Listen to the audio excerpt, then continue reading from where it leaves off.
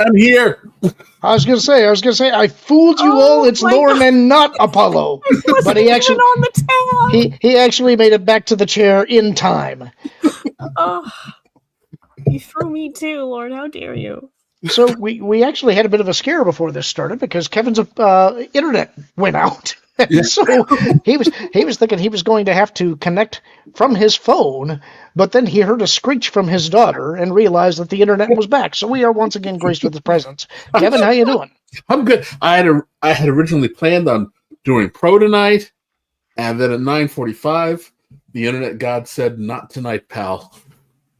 Yeah. Pal. I love when people call the people pal. Hey, pal. How are you doing, Trish? I'm all right. The potential impending inch of snow that I'm supposed to get in a couple days, it's dropping the pressure or something, and my head is just like, no, thank you. But otherwise, Yes, I can see where that would be terrible. I have to call out something that we were talking about before the stream began, something that I found is a little irritant, like a little pebble in my boot. This comment right here. Chef Eddie, if you're in the chat, I want you to explain yourself. I think it's pretty self-explanatory. He said it pretty clearly. I have a button here. There it is. I found it. I hope you guys realize that Trish is the real insightful talent on these lists and invited her back. I unmuted myself, sir. He really did mute me, everybody. I really did. Yes, I did. It was great for the... Are you out there, Chef Eddie? Let's see. Have you responded? No, he is not. This is getting a little tense. There will be no simping on this show tonight, sir. We all know that from the last week's episode that the real genius behind all of this is Kevin Apollo. Right. So I will be inflicting 14 different movies of his on you tonight. And technically more than that, because in some of those thumbnails he created a collage. So you're all welcome to that. See, the thing is, hopefully now, after last week's little foray into Kevin's brain, people understand him a little better, because I personally was not shocked by anything that was on his list. Neither was I, and I think the audience somewhat misunderstands because they're treating this as though we are ranking these, and we're really not. And it's not. It is really meant not to be a comprehensive list either. And that's part of the fun of doing these, is that we're trying to explore the idea that each of these years had an enormous number of movies, first of all, that just came out, whether they were good or bad, either way. But in many of these years, there were a lot of really good movies. And a lot of those movies, and this is where you get into Kevin's brain a little bit, everybody's got their own kind of schlock that they like, and if it imprints on you at a particular age, it's always going to be one of your favorite movies, and that's where some of the fun discussions come in, is I love getting a peek into what is the particular embarrassing thing that you like, because that really does teach you something about a person, and that's the fun of being able to talk about memories for some of these that we watched. And also, a number of them that we talk about are also movies, even in my own list, that I've never seen. And so it's interesting to hear from somebody else to say, did you see this? Why is it good? Why should I watch it? And that can inform your later watch list. At least that's my theory of the case. What say you, Kevin? I just love, like you said, it's fun because we're just talking about how great it used to be. Like, some of these movies in here, I'm like, oh, there's no way this came out this year. And I had to go look at the release date, and I was like, oh wow, you know what? There was so much that comes out during holiday time, in the Dead Zone, where it's Oscar bait, and then it's before Easter, but the weather's nice, so here's everything else because we got to get you ramped up for the summer. And then, oh yeah, here's all your summer stuff, and it was fun. It was fun. I'm like, oh wait, and look who becomes famous right now. Because like I think Wesley Snipes had 3 movies in '92. Joe Pesci popped up a lot when I was looking too. It's like this is like his breakout year. It seems to me. I think there was someone else in there too who had like a couple of And then I was like, what am I going to do with all these horror movies? I mean, I just Okay. a lot of things on the table, up to and including sidekicks. Now, a lot of what allowed them to do this back then was that there was a great big variety, and this is part of what's infected Hollywood now, is that they want everything to be a tentpole. Back then, you could put out lots of little movies with smaller budgets and not a lot of promotion, but genre movies, in particular the horror movies that you're talking about, those were the lifeblood of a lot of studios because they cost nothing, but they make a lot because, one, it's always a guaranteed draw for teenagers for all the obvious reasons. But also, if you are a horror fan, you're probably going to go back 2 or 3 times to see it, and you get that multiple ticket purchase cost. Of course, back then, people could afford to go to the movies multiple times a week. So, this feels like, in a weird kind of a way, a eulogy of what was, because I don't know if they can ever get back to that, but we'll see. Trish? Do you have any thoughts to add, being as you were apparently the luminary on this panel? I just know that when you said stuff that you're embarrassed by, you were thinking Drop Dead Fred, but I was not. I have no embarrassment over Drop Dead Fred. No, actually, it's like I don't think that you would be embarrassed by Drop Dead Fred. You would. I wouldn't be embarrassed. I would be irritated by it. You know, it's like that's a movie that is just like I don't want to watch this. But it's like, okay, take one that we quote on Pro's channel all the time. But for me, it was a Tuesday. You know, that is objectively not a good movie. And yet, I would bet most people in our audience have seen it. You know who the character making the quote is, and you know why that line actually hits. It's like, and it's fascinating when you think that not only was this Raul Julia's last movie, but that he didn't care what the level of the production was that he was in. He was in it, and he was going to give it everything that he had, and he did. He sold M. Bison. And it's a dumb movie. It is a dumb movie. But sometimes a really dumb movie is just an awful lot of fun. And if you see it at the right time in your life and it imprints on you, you will watch it every time that it comes on. You won't flip the channel. You won't fast forward through it. You're going to sit down and you're going to watch it because, by God, that's my movie. And it made me feel this way at this time, and there's a part of me that still feels that way when I watch it. And that's the magic of these kind of movies. That's why it's fun to talk about these. I agree. I also feel like this being the third one or fourth one that we've done. Yeah, this is the third one. Oh, we just talked about 1989 being a good year, right? Yes, we haven't touched on that one yet. I want to go back and do that one at some point. I do feel like we are starting to show our personalities a little bit. Like, I feel like each one of us has a certain angle. I mean, me, I'm a little bit more all over the place because I'm generally not the movie one out of all of us, but you can kind of count on me for something random and possibly like a little cult classic-y. You can count on Kevin for big things, but then also like Steven Seagal. And then Lorn just brings all of the heavy hitters and then might sprinkle in one or two that you're not expecting in there. So let me tell you my process. I'm kind of curious because I think you guys are curating your lists. I'm not. I'm basically going and doing a random search, and I'm wanting to find out what were the biggest movies that came out of that year. And then I'll collect a list of 10. And it's because I want to keep it to 10 for me. And if there's some that I think are not a good representative or I just think shouldn't be in contention for one reason or another, I might knock 1 or 2 out and backfill with different ones. And I will try and get a mix of some bigger and smaller ones, but it's not attached to my personal taste, except for the ones that I knock out. So I'm not really revealing my cinematic preferences outside of the ones that I say absolutely not on. And that's why a lot of them that end up on my list are actually movies that I haven't seen, is because I'm wanting to get a representative sample from the year.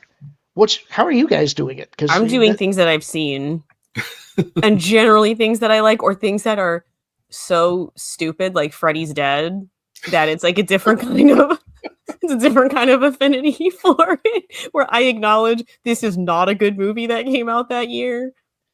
But I love it. I am curious about this because I felt that while I was curating my list today, I was more disappointed in the movies from this year than I was from the previous 2 years. Did you guys feel the same, or did you feel that it was still kind of in that representative era that we're trying to talk about? There is a little bit of a change. You can tell there's a change. I blame it on the Weinsteins because there's a lot of Weinstein movies in there. But I'm seeing a little bit of a change in who's in the movies, the quality of the movies. But we're still getting a lot. Like we're just still getting a lot. But we hit the era where the action movie has officially changed. Maybe that's what it is. Maybe I couldn't quite put my finger on what it was that felt different. But when I was looking at the list, the list that I had collated, I was looking at it and going, huh. And again, I'm not trying to pick what I think are the best, but it did feel to me like looking at 90 and 91 and then looking tonight at 92, although there's some good movies here, it felt weaker overall. And I'm curious if that will be a trend that continues. I wonder if it'll do like peaks and valleys. Mm-hmm. Because I feel like there are years in the latter half of the decade that people consider to be excellent, but there's no way every single year in a 10-year span is going to be just amazing for movies, No, I agree with that. And I can certainly remember some later years that made an impression on me. I don't know. I just felt like this year felt lesser to me, but we'll see what the audience thinks. I see that people are already putting their picks for what are in there. I know that there are some that are in the audience's list that we do talk about. There were a couple that popped up in the audience's list that I didn't see come up when I was searching, and I wish I had, because I would have liked to have put them on my list now. But I do think that we've got a pretty comprehensive list. I did 10. I think Trish, you did 7. Yeah, 7. I try to keep it around 7, 8, and I max myself out at 10, but I never really reached 10. So Kevin did 14, but that's a cheater because he's got at least 2 or 3 collages that are 4 or 5 movies on one list. So we'll see how it goes. Apollo. And I pulled stuff off. I was like, I'm going to collage just to make life a little bit easier. And then I was like, everybody's going to be all pissy if I do too deep a dive on here, so I'll pull this off. And then I was like, oh man, no one wants to hear me talk about demonic toys. That's going to come I want to hear you talk about demonic toys. So I kept a relatively low number of stories to talk about today because I knew that we went a little long last time. I think we may still tonight because we have so many to talk about. So we'll see if we get to all of the stories or not. I'm not sure if we will. Before we get to that, though, let's get to some of our super chats. We have from Wild and Crazy Bear for $2.99. 1992, the year of the Dream Team. Is that right? Or are we talking? Okay. Are we talking sports Dream Team, or are we talking the movie The Dream Team? Because if we're talking about the movie The Dream Team, I didn't realize that was a 92 movie, and if it is great. That is another one that I think is lesser known that people should watch. 92 feels like a sports ball year to me. Like I feel like something definitely happened. Yeah, he's about the Olympics Dream Team. That was Magic and Larry Bird. Okay. Gordon. I thought that may be what it was. The Dream Team I'm thinking of is a movie that starred Michael Keaton and Christopher Lloyd and Peter Boyle and another guy. I can't think of his name. And they are all in a mental institution for different reasons. And it's kind of a comedy. And for reasons that I don't fully remember, they somehow get out for a day. I think it's supposed to be like a day trip outside the hospital, but they get away from their handler and have various interesting adventures. It's a good movie. You should watch it if you haven't. We will when we go to do 89. That's when we get the Dream Team. I remember that because I love the Dream Team because mostly I remember the trailer for it, and I always love the everybody missing the high five. That was like the funniest thing ever when I was 8. The funniest thing for me, that's the first movie I ever remember seeing Peter Boyle in, and his particular psychosis is that he believes that he's Jesus Christ. And I remember there's a scene, I think it may even be in the trailer, where he's in a hospital, and there's this man on a gurney who can't walk. Then he gets up to him and lays his hands on him and says, "Rise up and walk, my son." And the guy gets up and looks all full of fire and stands up, and as Peter Boyle is walking away, of course, he just falls straight down, which I thought was hilarious as a kid. Anyway, Wild Zephyr became a new YouTube member of the channel. Thank you for joining us. We appreciate your patronage. And also, so did Dolphin Fan 981. Thank you very much, guys. We're glad to have you here tonight. We have O2RR for $4.99. Three Ninjas was one of my favorite childhood movies, and I still enjoy it as an adult. You can think of it as Home Alone meets Ninja Turtles. I remember that one. Do you remember that one, Kevin? I do remember Three Ninjas, and Three Ninjas Kick Back, and Three Ninjas Ninja Mountain with a mustacheless Hulk Hogan. Very 1990s kiddie adventure movie. Chef Eddie, Buffy the Vampire Slayer was the best movie of 1990. Did you hear me say no simping? I said that at the start of the broadcast. Knock it off. We all see what you're doing. We can talk about Ben Affleck having his voice dubbed over in Buffy. I did see that. That clip was really funny. He's like, my acting was so bad. All right, guys. Our first story for the day, which is a big one, and that's why we put it at the top here. There's no way we could avoid talking about this. Josh D'Amaro is the next Disney CEO. Dana Walden to take on new chief creative position. The Walt Disney Company has officially confirmed its next leadership transition, announcing that Josh D'Amaro will become the next Disney CEO, effective next month. The decision, approved unanimously by Disney's board of directors, ends months of speculation surrounding Bob Iger's succession and confirms that Iger will step aside sooner than previously suggested.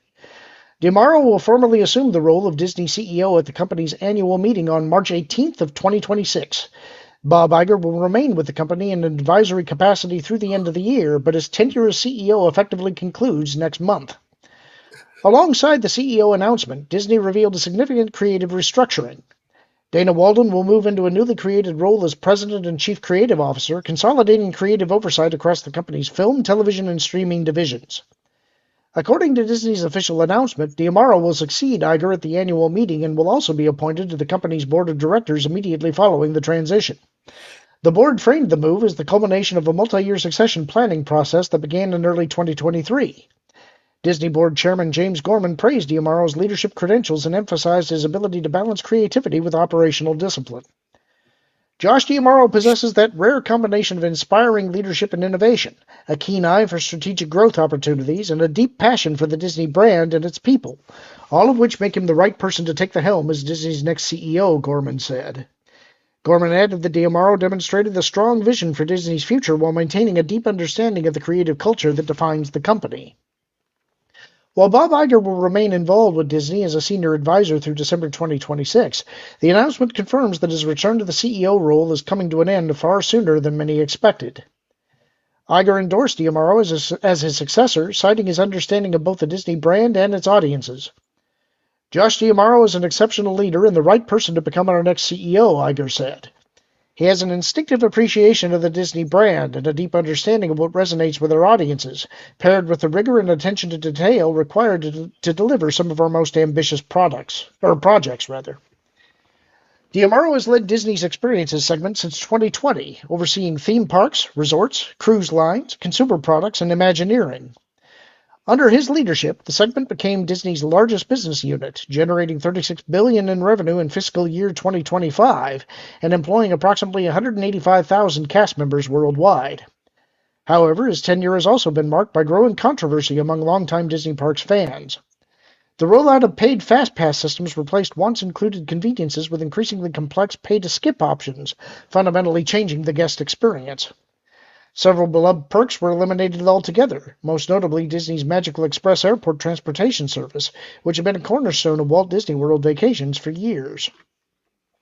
Perhaps most divisive has been the removal of legacy attractions and park spaces.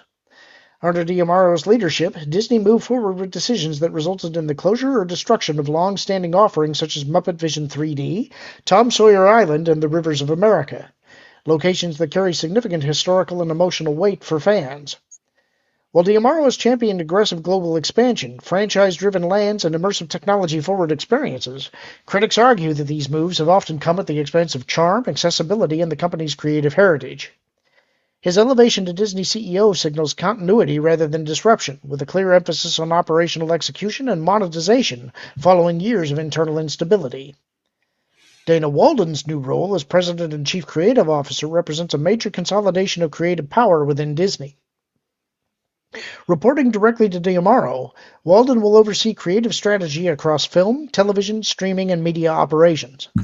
However, her appointment has drawn mixed reactions. Under Walden's leadership, Disney's streaming division has struggled to achieve sustained profitability despite massive content spending. Disney Plus has faced subscriber volatility, cost-cutting measures, and repeated strategic shifts, raising questions about long-term direction. Walden was also widely seen as Bob Iger's preferred successor for the Disney CEO role, yet industry observers have long suggested her candidacy faced challenges beyond performance. Critics pointed to her close political ties, including her friendship with former Vice President Kamala Harris, as a potential liability at a time when Disney's relationship with government leadership has already proven volatile. With President Trump back in office, some argued that elevating a politically connected executive to the CEO role could have intensified regulatory and public scrutiny. Despite these concerns, Iger publicly praised Walden's leadership. Dana Walden is an excellent leader who commands tremendous respect from the creative community, he said. With Josh D'Amaro stepping in as Disney CEO next month and Dana Walden assuming centralized creative control, Disney's leadership transition is no longer theoretical, it's imminent. The company is now placing its future in the hands of executives shaped by Disney parks, franchise expansion, and a rapidly evolving entertainment landscape. Whether this marks a meaningful course correction or simply the next phase of the same strategy remains to be seen. But one thing is clear. The Disney CEO transition is happening now. That's a long story, and it's one that we've been waiting for the conclusion to for quite some time. The succession planning has been going on for several years. I talked about it a little bit this morning on the Pro Show pre-show, so I've kind of gotten my thoughts out about it. Had you guys heard about this before talking about it tonight? And do you have any thoughts about it? No, I've been kind of in a box all day, the last 4 days. So I had no idea this was a thing. I saw in one of the chats there was a joke about Wilton being the Disney CEO, so I thought something may have happened. But I had no idea that it was official. I think kudos to this team for kind of predicting how this was going to kind of lay itself out. Yes and no. I guess we thought we were going to do a co-CEO gobbledygook. But they did it without doing it. Yeah, they threw a curveball, and there's a lot of interesting behind-the-scenes stuff about that too. Trish, have you heard of the reporting on this, or is this brand new to you too? I heard a little bit about it today. I mean, I don't know much about the people involved, though I did watch the what is it, the Defunct Land? Is it about the Fast Pass or the Lightning Pass? So I'm familiar with the guy who's taking over his name, but only in that kind of arena, really. And I have no idea. I guess anyone who's not Bob Iger is a good thing? Question mark? I don't know. Well, to me, this is a really interesting situation because, first of all, they've been signaling for the last week or so that Bob Iger was likely going to be stepping down sooner than expected. But this also coincides with his name popping up in some of the Epstein file releases. Now, not as a visitor to the island or on the flight logs or anything like that. However, he and some other people were involved in communicating with one of the investigators, presumably to try and put pressure on them to try and limit or silence the probe is kind of my understanding. I don't have all the details related to that, so I could be wrong about that. But it makes me wonder if there is a fear internally that there may be additional information to come out in the future. You know, I think that may be why the board is positioning things this way, is that he is still staying on theoretically until the end of the year as an advisor, as he was already prepared to do. The hints that we've gotten in the past were that I don't think that he wanted D'Amaro to be his replacement. I think that Dana Walden was clearly his favored candidate. But I also think they were in a position where they could not lose Dana Walden. And one of the other things that came out today is apparently for her executive salary, it sounded like is going to actually exceed what is paid to Josh D'Amaro. Now, he also has the ability to earn quite a bit more with bonuses through the year. But it's clear that this was a consolation prize in the sense that they were trying to make sure that they didn't lose her. Now, my private suspicion about all of this is that I don't think that they have really settled anything. I suspect there's still going to be an ongoing power struggle internally because Disney to me seems to be, in many ways, similar to the Roman Senate. And if I were Josh D'Amaro, I would be a little bit nervous about what happens next because putting Dana Walden in charge of creative, first of all, she's not been a creative in the past. She has been a TV person and she has been somebody who has fostered a lot of Hollywood relationships, but she's politically connected very much to many of the same people that are already in place, which would signal the continuity of Iger's preferences. And I don't think she's going to be satisfied being in a subordinate role to Josh D'Amaro. So I think she's in a unique position where she could essentially create content that continues in the vein of what's been going on, and that could make Josh look bad. So my question there is, how does Josh respond? And does the board back him or not? I think Josh is in a weaker position than it may appear, and I think the only way that we can get the kind of change that we want to see is for Josh to establish that he is the boss very early on. He has to make clear that the initiatives that he set forth are what he expects to be delivered on, and if they are not, he has to take steps to ensure that quality is up to par for what he wants to see. Sure. Now, if they're aligned, then we're screwed. Yeah. It's my read of the situation. I was going to say, you're Josh D'Amaro doesn't want to be a Bob Chapek the next generation. Well, one thing is I do think that Iger is greatly weakened right now. And so I do think that if he intends to puppeteer behind the scenes, I don't think that's going to fly anymore. But that will depend on what the board does. If the board perceives that Iger does still have some power, if Josh proves to be weak, then I think he would just say, well, then elevate Dana. That's his whole card. The question that I have is, what is it that caused this much earlier than expected exit for Iger? Like they literally just kind of pushed him out the door. That tells me that they feel that there is some. Okay, there's two possibilities.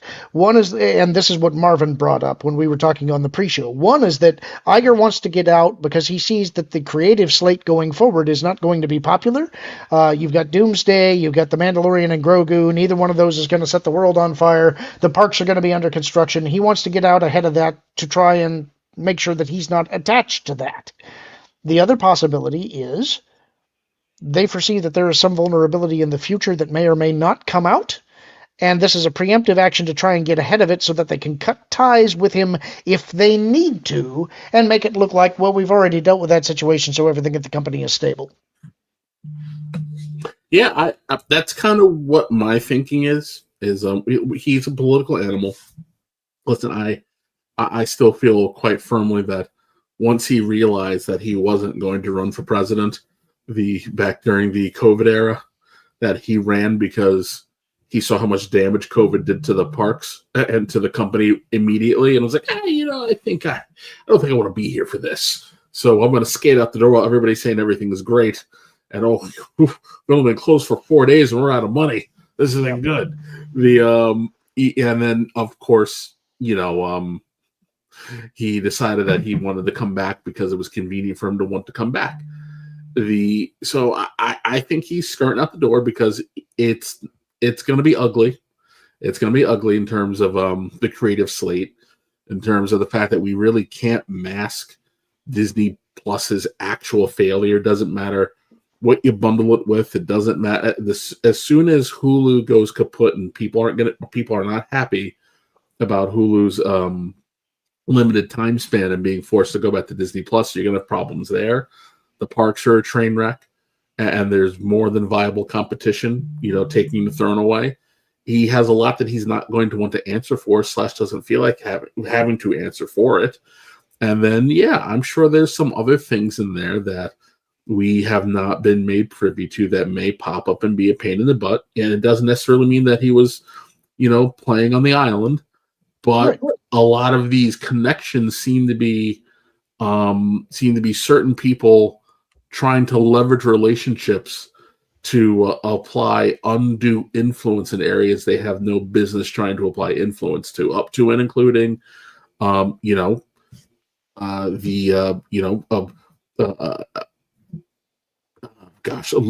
boxes, and in-game transactions to make sure kids are spending and what content gets put out, and even what news stories get covered. So I don't think it's that unreasonable to be like, hey, there's already an existing relationship. What kind of content are you guys pushing out to the public? Because on that in that freaking rabbit hole, if you jump down far enough, you saw that a lot of the cuckoo crazy agendas that got pushed during this point in time were things that were on the punch list. So, well, another thing that's interesting is how the market has reacted, which isn't good. They're reading this as well. I'm maybe getting ahead of myself because we're only looking at really the last 24 hours or so. But there was definitely a dip, and what I advised this morning, and again, no financial advice here. I know nothing about stock trading whatsoever. Just like Jim Cramer. I think generally what happens is that when you see a dip in a large corporation, a lot of people have got standing by orders when it reaches a certain level, and so it tends to self-correct.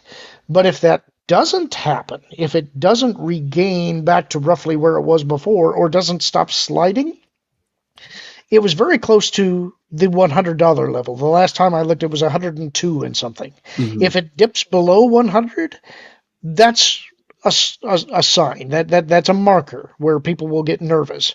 The next one I think is 85 because that's the lowest that I've seen it go in the last year or two. So if it starts approaching that number, which I'm not saying it's going to, but if it did, that's an all hands on deck 5-alarm fire kind of a warning, and I don't know what they do in that kind of a situation because they're in a position right now where there's not a lot of moves that they can make to improve their situation. I think they were counting on this being something that was going to help. Mm-hmm. I think people are also nervous about the Dana Walden situation. You have someone who is not a creative in charge of creative, and that has proven disastrous for them over the last, 12 years? 12, 13 years? It signals they're going to try and keep with the ideology pushing. In a weird way, I see this as Data is in a more advantageous position than Josh because she's the creative, he gets to set the agenda. He gets to set what we want, but she gets to execute on it. And she gets to hide. She's got some cover. And ultimately, what happens then if she doesn't succeed, that's when it's only then, unless he takes action immediately, that tells us whether Josh really has power or not. And I think there's going to be a lot of factors involved that determine whether he does or not. I think that right now, probably nobody knows. It'll be curious to see what his early actions are. Now, one final thing before we get off this topic, because we're running a little long. There is one encouraging sign, and that is that they are doing things like resetting Galaxy's Edge. And I think that there is an attempt to try and reset the relationship with the audience to a certain extent. That at least indicates to me that there have been some things in the works for a while, and that there is a recognition that there is a problem. The question is, what do they perceive that problem to be? What do they perceive the solution to that problem to be? And what are the steps that they take to try and execute a solution? And are they viable and workable? Trish, I know you are deep into the Disney politics and understanding of the corporate structure. I'd like to know, do you think they can fix it or not? Listen, I'm obviously by no means an expert, but me, the little pleb sitting here, hearing that there's a non-creative in the creative position, just that alone, I'm like, all right, what are we doing? Like, that just, I hear Lucille Bluth going, "This does not bode well," in my head when I hear things like that. But I mean, I don't know. Let me make one more prediction, and that is what happens next will hinge an awful lot on the midterms, because that will determine, is a strategic change more in the wind via Josh D'Amaro, or does it solidify that Dana is an important key figure that will have political ties that the company will rely upon? I mean, that makes sense based on me not knowing anything about those ties. Yeah, there's logic behind that. I could see that. All right. Well, I think that about covers this one. Our next one up, I think, should make you, well, both happy and unhappy, Trish, I guess, depending on your take on it. We've got a Harry Potter story. Harry Potter HBO. John Lithgow slams J.K. Rowling and her gender views as ironic while praising the canon. The canon that they've already broken? Oh, okay. That canon. It's funny. I didn't... Oh, well, I'll let you finish the story. No, go ahead. I read his interview, and I didn't take it as him slamming. He acknowledges that there's a problem, or rather, I should say, that there's controversy. But I thought he deflected rather very well up to acknowledging some obvious things that some people chose to walk away from the gig to play politics instead of just doing the job as an actor. So I thought that he navigated the what was an obvious gotcha question and wasn't as he didn't give the typical Hollywood answer that I think they wanted him to give. Well, let's see how it reads out. In a recent interview during the Rotterdam Film Festival, John Lithgow opened up about his role as Dumbledore in the upcoming HBO Harry Potter series and was asked about J.K. Rowling and her views on gender. "I take the subject extremely seriously," Lithgow said. "She has created this amazing canon for young people, and it has jumped into the consciousness of the society. It's about good versus evil, kindness versus cruelty. I find her views ironic and inexplicable. I've never met her. She's not really involved in this production at all, but the people who are remarkable." He continued, "It upsets me when people are opposed to me having anything to do with this, but in Potter canon you see no trace of her gender views in real life. She's written this mediation of kindness and acceptance, and Dumbledore is a beautiful role. It was a hard decision. It made me uncomfortable and unhappy that people insisted I walk away from the job. I chose not to do that. I'm the oldest person in this entire room, just turned 80. And yet I signed a contract. I will be playing Dumbledore for the next 8 years. I absolutely have to keep at it. I felt, wow, that means I will live to be 88. I have that in writing." And then you get some pictures of him there on set. "I like the beard. Looks good with the beard." "It is inexplicable that a sane person would care what a Hollywood actor has to say about whatever movement is being pushed onto the unwilling public. It's also ironic that when asked about this before, John Lithgow hardly made much of a comment on J.K. Rowling, yet he seems to have changed his tune barely a year later. Why the sudden change? His approach feels like that of someone giving soft criticism and deliberate effort to detach the author from her work, hence his line, 'I've never met her, she's not really involved in this production at all, but the people who are remarkable.'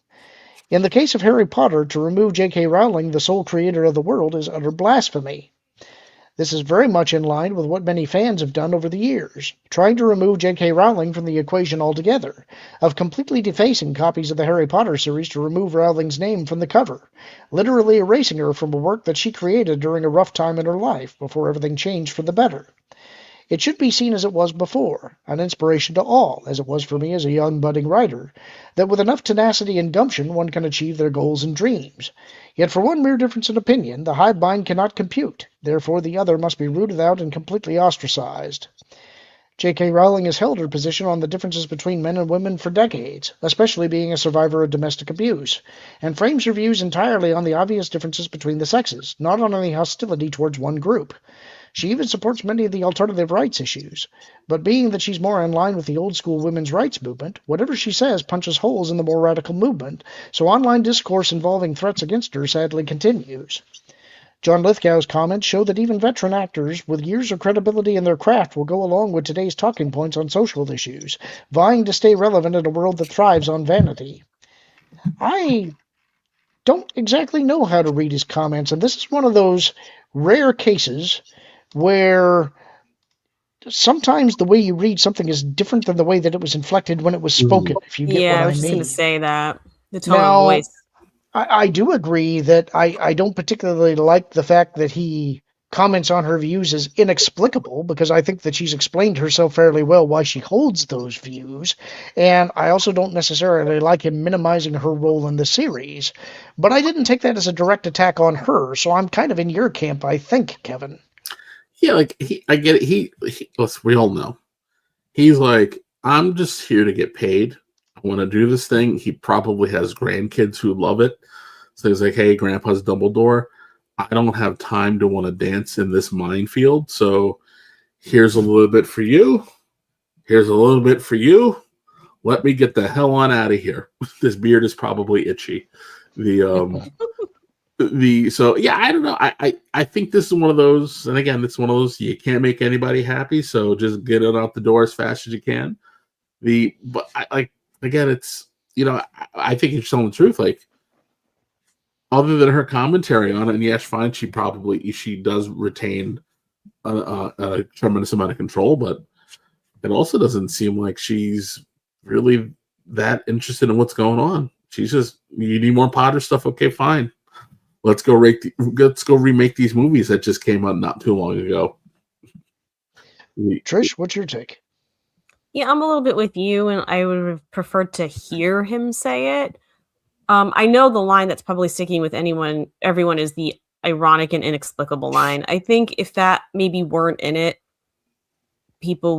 some people, I guess I should say, wouldn't necessarily take as much umbrage, pun not intended, with it.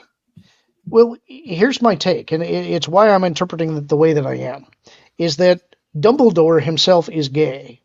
And if Lithgow is playing the character, so obviously he knows that. That may be what he means by ironic and inexplicable, because he would see her as advocating for the alphabet community, and so he doesn't understand why she is making that point, where her point is that I can be for transgender and gay rights and all of those things, but when you are operating in a sports field or something like that, that gives you an unfair advantage, and that is something that disadvantages women. The two views are not necessarily mutually exclusive. Yeah, I see what you're saying. I guess I'm generally with you guys, not having heard it, because as the quote was going on, it seems like he was sort of drifting away from whatever was initially asked of him, because it started becoming about his age and how he signed on to it for 8 years and blah, blah, blah. And I was like, okay, he was just trying to, I think, get away from it and make it a more general positive thing. I mean, because he's not going to say that the people he's working with aren't great. So of course he's going to say that. And I think some people take, I haven't seen her, I'm not really working with her. I mean, that could just be matter of fact. He hasn't really been working with her on it. He doesn't really know her. She hasn't been there. I think sometimes, it is what it is. It's not anything deeper than the words that he said. But yeah, I don't know. I feel like we have been doing a lot of this lately, like across the board. And sometimes people's words are just their words. Do you know what I mean? Yeah, I do think that, and it's just probably a byproduct of just where things have been. Yep. But I feel like more people than normal have been a little looking for something to be outraged about, as opposed to just letting it be what it is. So I know that you are pretty much down on the HBO adaptation, but I am curious. Absent Michael Gambon and Richard Harris. Richard Harris. I couldn't think of his name. Do you think that John Lithgow was a good casting choice for Dumbledore? Yeah, I do. The one thing I think that people had a problem with is she had always cast Brits, in these roles, and I get why, and I took no offense at that. That didn't bother me. But I think that if you were going to not cast an American, or a Brit, and you were going to cast an American, I think he is a fine choice. Well, I think in a way, John Lithgow kind of gets a pass because he already played Winston Churchill. Yeah. So it's he can do it. If you can do Churchill, you're sort of an honorary Brit, I think. Yeah. But anyway, that was just a quick story, and I thought it was one you might want to comment on. I'm not. I have read all the novels, I've watched all the movies, but it's not something I'm deeply into, and so it's hard for me to really have a well-informed opinion on it. But I knew that you would, and I thought that it would be a good story to cover with you. So I do like that he seems to care about canon. There's at least one person working on that thing that seems to care about it. That's good to know. Yep. A couple of super chats before we move on. We have Clay Napier. We are all nude in the eyes of the Lord, which is from the Dream Team, if I remember right. So good on you for that quote. And we've got Chef Eddie for 5. Trish, that was so thoughtful and insightful. You guys should have her on every show. What can I say? Yeah. Yeah. No notes. Thoughtful and insightful. That's the last time I do a Harry Potter story. All right. Next up. Brutal Ricky Gervais 2020 Golden Globes warning resurfaces after politicized Grammy speeches. Ugh. Comments by Ricky Gervais at the 2020 Golden Globes exploded online this week after several winners of the 2026 Grammys used their acceptance speeches to deliver overt political statements. This prompted fans to resurface Gervais' now famous 2020 Golden Globes monologue, where he warned celebrities in no uncertain terms to stop lecturing the public. The timing was hard to miss. As the 2026 Grammys unfolded, social media quickly filled with clips and screenshots of Gervais' remarks, many arguing that his words have aged less like comedy and more like prophecy. Gervais himself added fuel to the moment by reposting excerpts from that monologue, pairing them with a simple reaction that suggested little has changed in the years since. During his opening monologue at the 77th Golden Globe Awards, Gervais delivered what remains one of the most unsparing speeches ever aimed at Hollywood elites. While framed as comedy, his message was unmistakably serious. I'm not sure if this has got language in it, but we're going to watch a little bit of it. It might. In this room are some of the most important TV and film executives in the world. People from every background, but they all have one thing in common. They're all terrified of Ronan Farrow. He's coming for you. He's coming for you. Look, talking of all you perverts, it was a big year. It was a big year for paedophile movies. Surviving R. Kelly, Leaving Neverland, Two Popes. You know, he unleashes on it, and he goes on. It's like, here at the later part of it, if you do win an award tonight, don't use it as a political platform to make a political speech, Gervais said. You're in no possession to lecture the public about anything. You know nothing about the real world. He then drove the point home even harder, saying, most of you spent less time in school than Greta Thunberg. The crowd reaction at the time was a mix of nervous laughter, applause, and visible discomfort. And Adam Driver loving it. And Adam Driver being in a sheer state of glee. A moment that went viral almost immediately and has remained a cultural touchstone ever since. Gervais concluded that segment with an instruction that feels particularly relevant in hindsight. So if you win tonight, just come up, accept your little reward, thank your agent and your God, and F off. Fast forward to the 2026 Grammy Awards, and Gervais' warning was back in the spotlight. Multiple artists used their acceptance speeches to condemn government agencies, advocate for immigration-related causes, and urge collective political action, often to roaring applause inside the venue and intense backlash online. For critics, the issue wasn't whether artists are allowed personal views, but whether a music award show should function as a recurring political rally. That frustration is precisely what Gervais articulated years earlier. As clips of Grammy speeches circulated, so do his Golden Globes monologue, often accompanied by comments like, he warned them, and this is exactly what he meant. Gervais acknowledged the renewed attention by reposting an excerpt from his 2020 remarks on social media, adding a brief reaction that summed up the situation. They're still not listening. The post quickly went viral, reinforcing the sense that his critique has only grown more relevant as award shows increasingly blur the line between entertainment and activism. Notably, Gervais didn't name any specific Grammy winners. He didn't need to. His earlier words were doing the work for it. What he left that separates to Nicki Minaj. Yeah. What separates Gervais from many Hollywood figures is not just his blunt delivery, but his refusal to pretend his comedy carries moral authority. His argument has always been that fame does not equal expertise, and that lecturing audiences from a stage often backfires. For many viewers, the Grammys once again illustrated that disconnect. Rating struggles, declining trust in legacy institutions, and growing audience cynicism have all coincided with an industry increasingly convinced of its own righteousness. Gervais' position remained unchanged. Award shows are meant to celebrate creative work, not instruct millions of viewers how to think. Whether one agrees with Gervais or not, the fact that his Golden Globes monologue keeps resurfacing after events like the Grammys suggests a deeper divide between Hollywood and large segments of its audience. As long as that gap remains, and as long as award shows continue to double as political megaphones, expect Gervais' words to keep making the rounds. Yeah. I love that 2020 monologue. Yeah, and what I remember most about it was seeing the audience. They did not know what to do with it. Tom Hanks. Yeah, it was like a bucket of ice water had gotten thrown on them.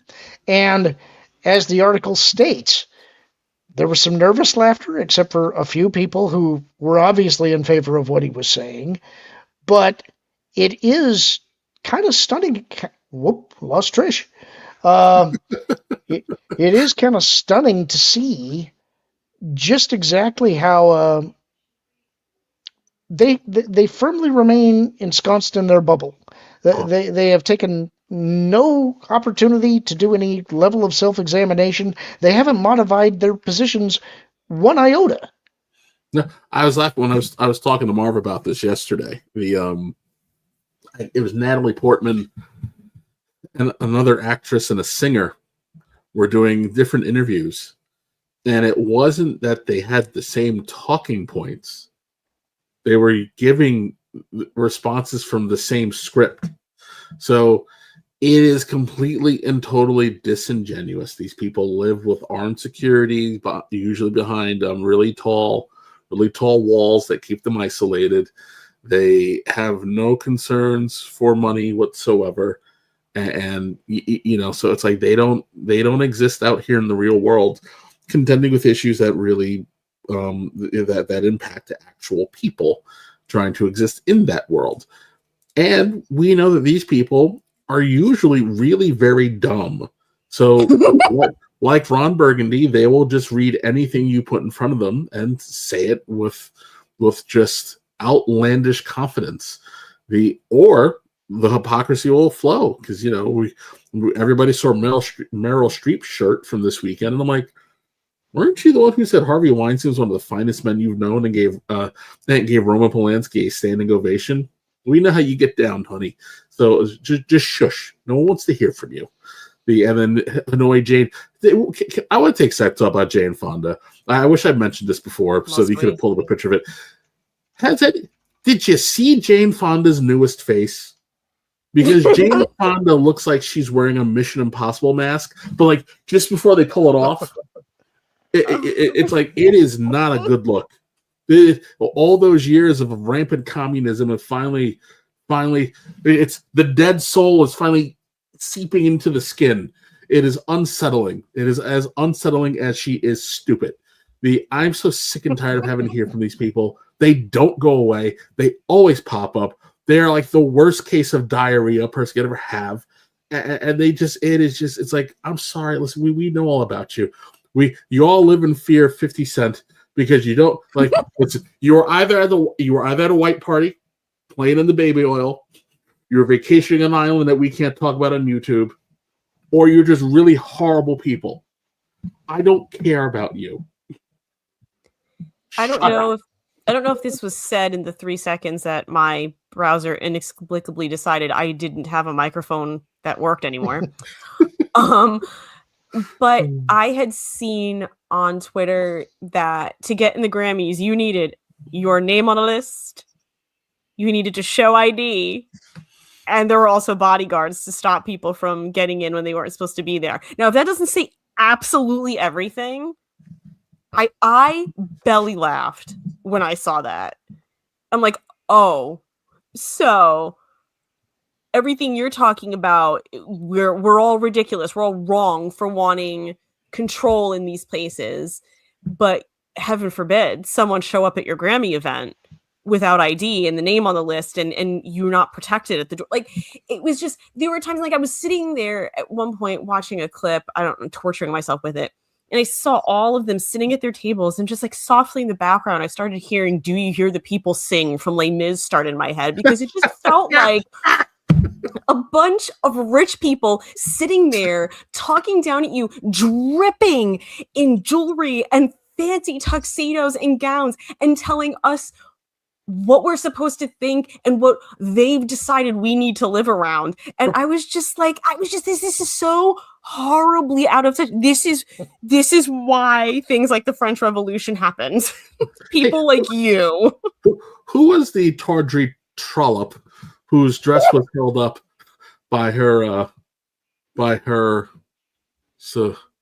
Plumpies? Yes. By her Chapel Roan. Mm. I think that's how you say it.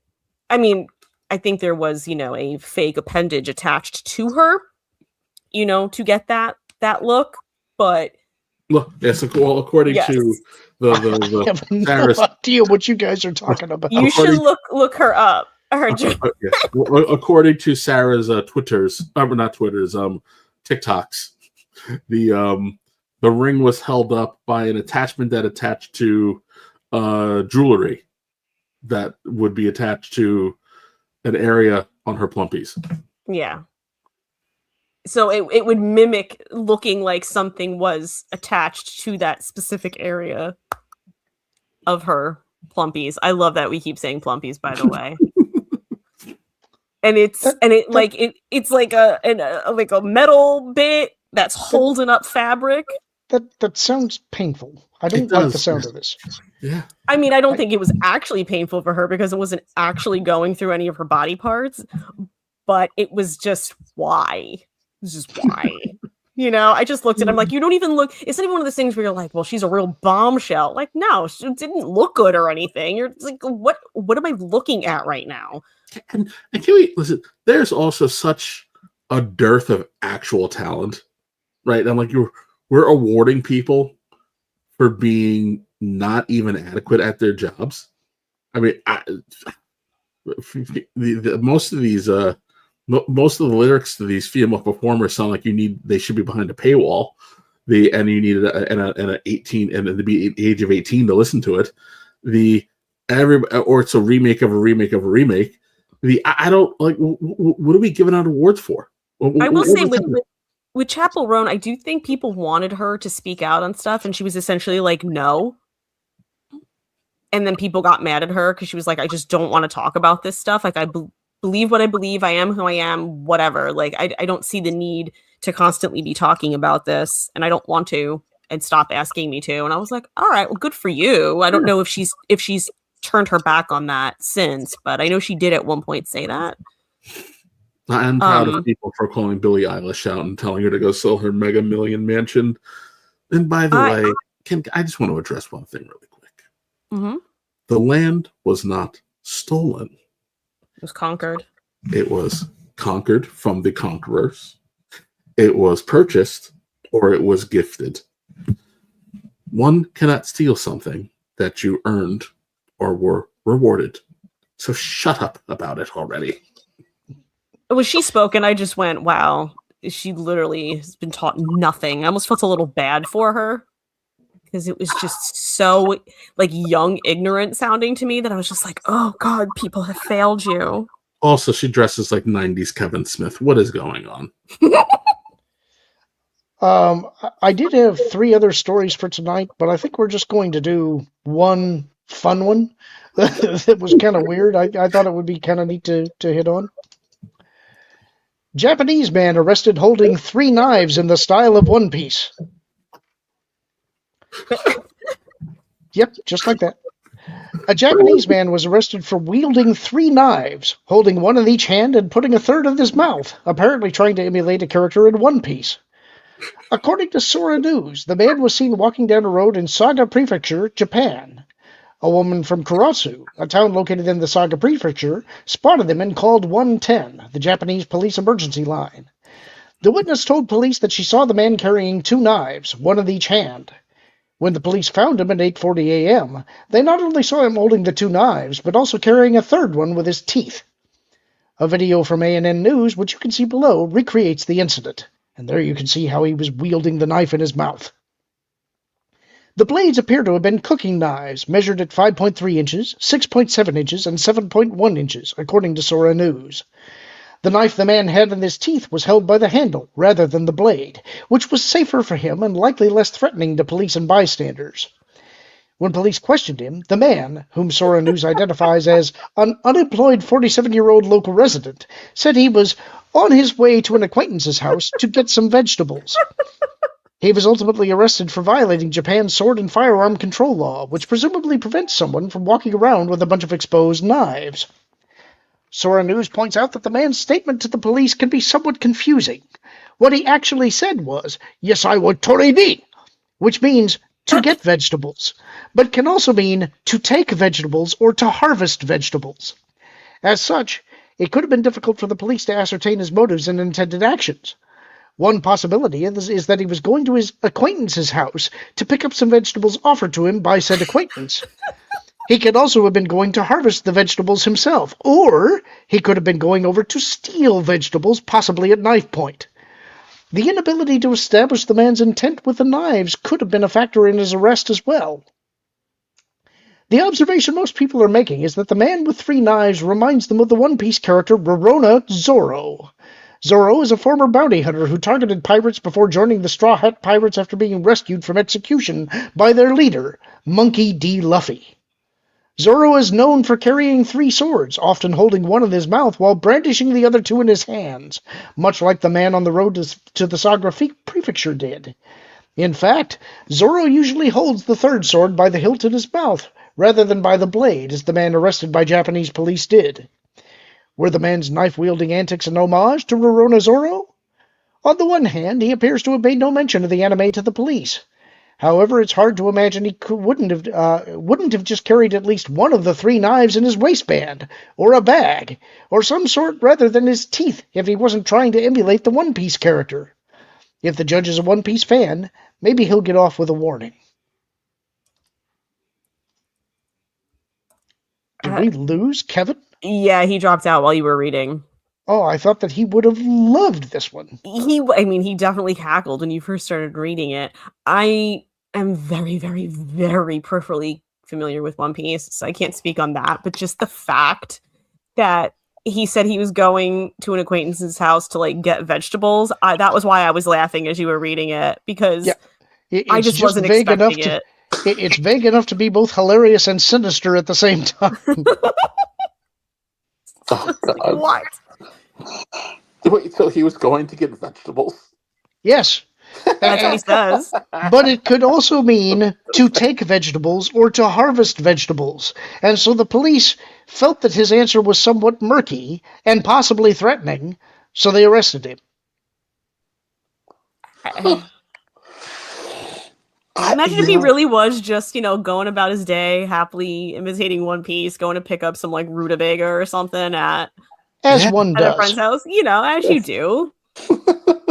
I mean, who hasn't wandered down a street with a knife in each hand and one in the mouth at least, every fortnight or so? Fortnite. Oh, I would love to know what people are thinking when they do certain things. It's better than Naruto running. So. Part of what I love about this article is it makes it sound like the police just asked him one question, and the question was vague and they asked no follow-ups. And I'm thinking part of the reason for the error in understanding is because the man had a knife in his mouth and is trying to speak. Yeah, right. Right? And so they just sort of shrug and go, "Oh, yeah, into the van with you." Off to the station you go. They're like, "Bro, it's not even 9 o'clock in the morning," which means that chances are that officer had been there since 12 o'clock that night and was like, "I just want to go home. I'm not doing this. Get in the van, weirdo." if nothing else, the man has got a story. You know, and I'm guessing the law must be that you cannot openly brandish a knife, because obviously it's like, you gotta have knives. I mean, this is Japan after all. They're well known for them. But apparently you just can't carry them willy-nilly anywhere. Willy-nilly. What were you arrested for? Carrying some knives willy-nilly on the streets of Japan? Yes, with your arms and legs all akimbo. Yeah. I love akimbo. I don't know. It was just, I read it, and it's like, yeah, this is funny enough. It sounds like a good story, and I thought it would be a fun way to lead off before we actually got into our main topic, which I suppose we now should. So tonight, before we do that, we're gonna hit our super chats again. But as we go into that, it is going to be again the movies of 1992, which we will discuss. Each of us had a list. We'll talk about them if we can, or in my case, there's going to be a few I'm going to be asking questions about because I never saw them. Hopefully you guys did. Either. And we'll see how it goes. We got Hal Jordan here for $5. Hugh Laurie played Dumbledore in the full cast audio recordings, and he was fantastic. Oh, that's cool. And we've got Chef Eddie for $5 again. The production on the M4 show last Thursday was so flawless and professional. What's the difference? You should get a producer for your show, Lorn. I mean, I can't. Once again, Chef Eddie just writing in things. It's like I see no fault in anything he's saying. He's got no chill. If this is what's going to get you going, then you deserve each other. Jason Webster 9300 for $5 Australian. Paul Hogan 50th Academy Awards. Winners, when you accept your award, it's good to remember the 3 G's. Be gracious, be grateful, and get off. Liquid Fox, member for 2 months. Army of Darkness and Unforgiven. See you in 2 weeks. Yeah, Liquid Fox is apparently taking a break, so. All right. Uh-oh. How did I not realize? Again? Well, he was clearly on his phone this time, so something tells me. I got him. He's having trouble with his internet connection tonight. So. Yeah. Kevin, are you ready for us to begin? Let's do it, huh? Let's do it. I've got mine preloaded, so we're not going to yours yet. Believe it or not, this is going to be kind of embarrassing for me because I have never seen this movie. I have seen bits and pieces of this movie. I probably haven't either, so. I'll bet you have. I've never seen this one. Oh, yeah, I have seen this one. I mean, I'm the last person that will get on anyone about what they haven't seen, so. I was just like, finally, the boys get a run at a Disney movie. Well, I know the story about Robin Williams working on this movie gets an awful lot of attention because I think that he was wary of working with Disney and they finally convinced him to do the job, and he was his manic, zany self, gave them all kinds of ad-lib stuff, but he didn't want this to go to commercial. He didn't want his lines to be used elsewhere and all of that stuff. My understanding is that at some point they did, and they upset Robin, and he refused to work with them after that, and that's really a shame. But I know that everybody loves his performance in this, but I can't speak to the quality of the movie for the rest of it. So it's really good. Tell us why. I feel like I'm on the spot. I just know that I was about 10 when this came out, and it was in that stretch of really good Disney movies that I watched multiple times. It was like, Little Mermaid, Beauty and the Beast, which we touched on last week. This one, people say Lion King. I don't actually like Lion King as much as other people, but I don't deny that it's an excellent movie. And it was just, it was like they were firing on all cylinders. And it was, I would think, a little bit of an unexpected choice. It was like Kevin said, there's the boys in the spotlight. And it felt unique. And yet Robin Williams was just a treasure in it. And it had good music. Everyone knows A Whole New World. The music was... For those that are asking, because there have been other Disney movies that I have said I have not seen, the last one that I saw in theaters until I was an adult was The Little Mermaid, because after that I kind of aged out of it, and so I just there were a bunch of them that were right in that period when Disney was going through a resurgence. I just didn't see them, and so I Yeah. missed a lot of them. Next one up, believe it or not, is also one that I didn't see, although everybody talked about it. I've never seen it, so you're fine. I mean, I'm with you in that boat. everybody knows the one scene, but I haven't seen it. And one of the things that was kind of fascinating while I was doing research for what I was going to put up on the list tonight was I didn't even know this. Apparently, there was a Basic Instinct 2. Yeah. Yeah. That came out in 2006. I had no idea. I didn't know that there was a whole other thing. I was actually looking for the movie trailer, and I ended up finding a scene that was out of Basic Instinct 2, and I didn't realize at first that it was a different movie. But then I realized it's like, this looks too modern. This doesn't look like it's right. And then I realized, oh, I've got the wrong clip. And so, unfortunately, I can't really speak on it because I didn't see it. Kevin, I'm assuming you may have seen it in the theater because you were an usher. This was before my time. Oh, But okay. but I think I saw it on HBO or Showtime. I don't remember which one it was on. I feel like this was probably a Showtime thing because Showtime was a little more risque back then. The pre Skinamax. It was. Everybody talked about it. Was it good or was it just titillating? If you'll forgive the pun.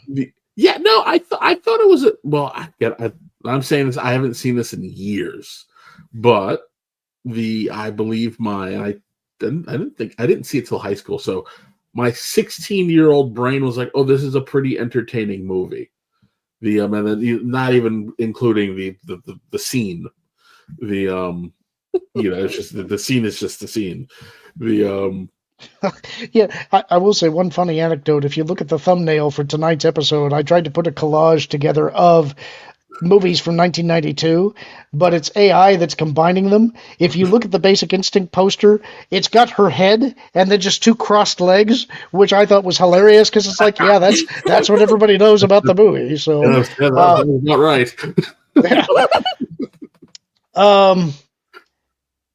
This one I know and can talk about, and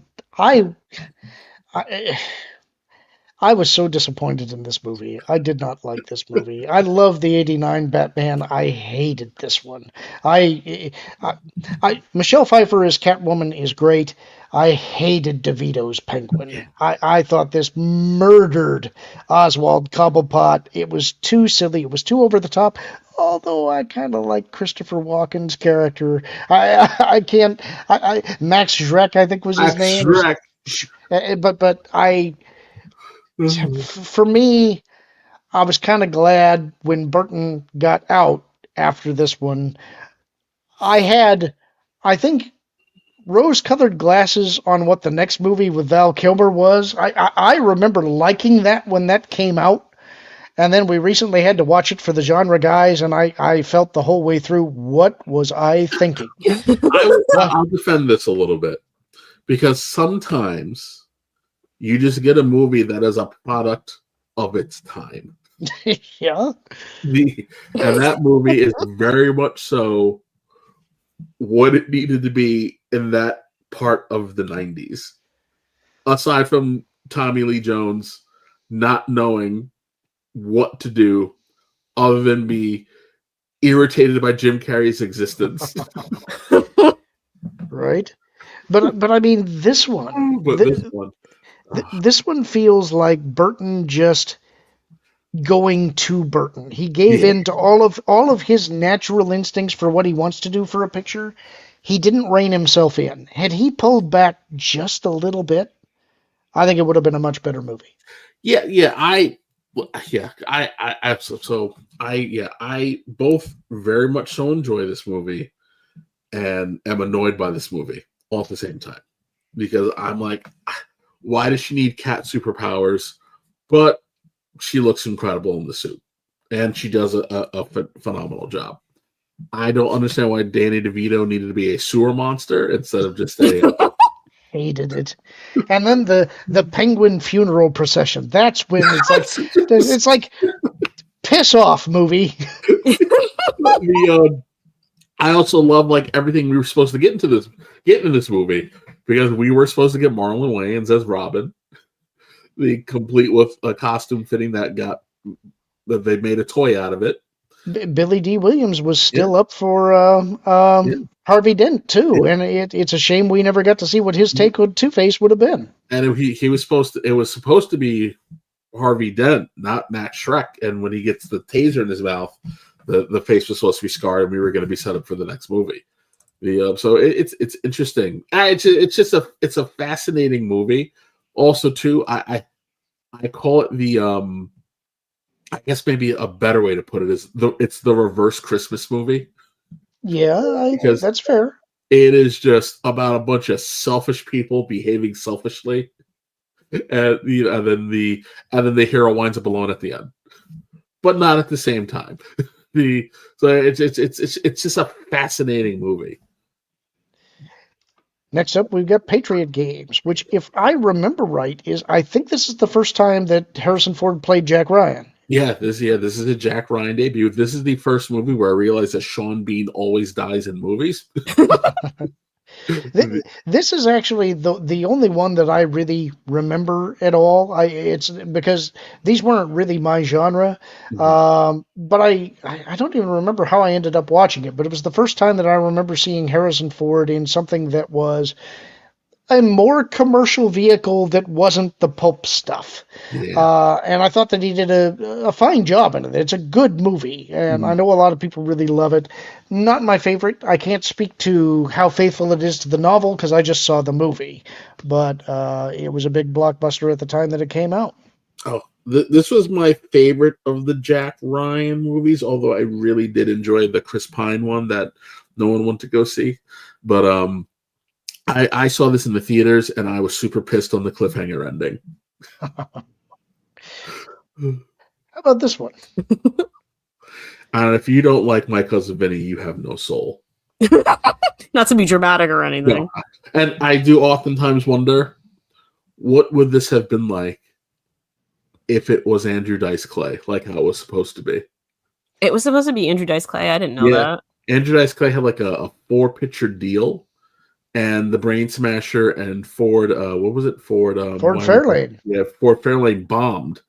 So he got fired off of My Cousin Vinny at the last second. They had to beg Joe Pesci to do it. He didn't want to do it. I think it's better for it. It's like, for one, I think this is the movie where I fell in love with Marissa Tomei. And I love the fact that Fred Gwynne is in this movie. He is hilarious in this movie. Mr. Dolini, what is a ute? This one was kind of a wild card pick for me because it's like, believe it or not, weirdly, this is the first movie I remember seeing Al Pacino in. Apparently, it's the first movie. Let's go. It's the first movie the Oscar voters ever saw him in too. So, I'm so excited to talk about this movie because this is the movie where Al Pacino decides he's not going to use his high-pitched voice, and then he's going to turn into the love child of Louis Armstrong and Foghorn Leghorn, and he's going to scream for the rest of his career. Help me, Charlie. Help me. Oh, I'm just sad that we're not talking about Heat. Everybody rags on this movie now, but I loved this movie. It's a good movie. I don't know why I did, but I really did love it. I thought it was a good movie. No business winning an Oscar. It's just not his best movie. This is one of those things that every time I can't help being like, how is this? How is this the thing? This is such an oopsie doodle Oscar. It's like, holy crap, we got to 1992. We still haven't given Al Pacino an Oscar. He's in this movie.